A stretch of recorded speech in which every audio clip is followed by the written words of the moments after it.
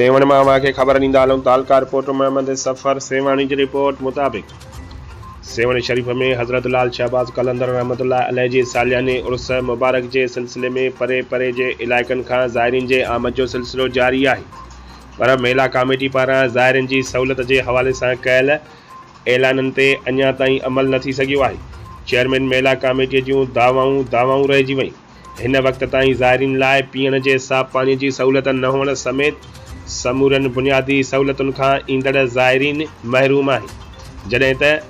हज़रत लाल शहबाज़ कलंदर रहमतुल्लाह अलैह जी मेला कमेटी के chairman deputy commissioner Jamshoro Ali Zulfiqar Memon ज़ाइरीन के साफ़ पानी जा नलका लॻाइण की ॻाल्हि कई वई आहे,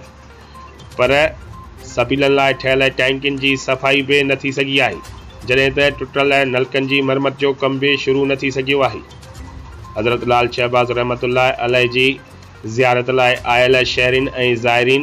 निगरान वॾे वज़ीर सिंध ऐं कमिश्नर हैदराबाद का नोटिस वठी ज़ाइरीन के सहूलतूं फराहम कराए ॾिनियूं वञनि। ज़ाइरीन जो मुतालबो। बिस्मिल्लाहिर्रहमानिर्रहीम, मेरा नाम सैयद हमजा कादमी है, मैं मुल्तान से आया हूँ और सपील तो अभी तक हमें एक भी यहाँ तकरीबन फिर चुके हैं दरबार के इर्द गिर्द हमें नहीं नज़र आई, और होटलों के पानी बिल्कुल सही नहीं है,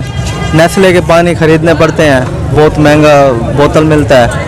और सिंध की इंतज़ामिया को चाहिए जो ये शहबाज़ कलंदर सिंह का मेला लगता है इसके लिए ज़रा अच्छा कॉपरेट किया करें, क्योंकि पूरे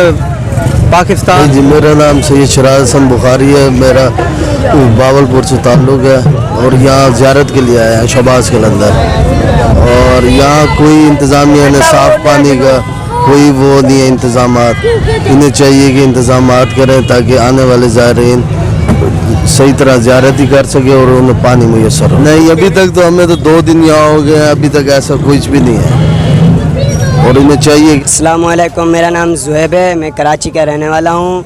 न्यू कराची से आया हूँ और पहली बार आ रहा हूँ। मैं पहली बार आ रहा हूँ, देख रहा हूँ माहौल वाकई अच्छा है, लेकिन जो इधर पानी की सहूलत नहीं है, इधर उधर घुमा, होटलों पे पानी सही नहीं है और सबील जो है ना वो बाहर नहीं लगा हुआ, अंदर लगा हुआ, लेकिन वो भी खारा पानी है, पीने का नहीं है। तो इंतज़ामिया को कहो कि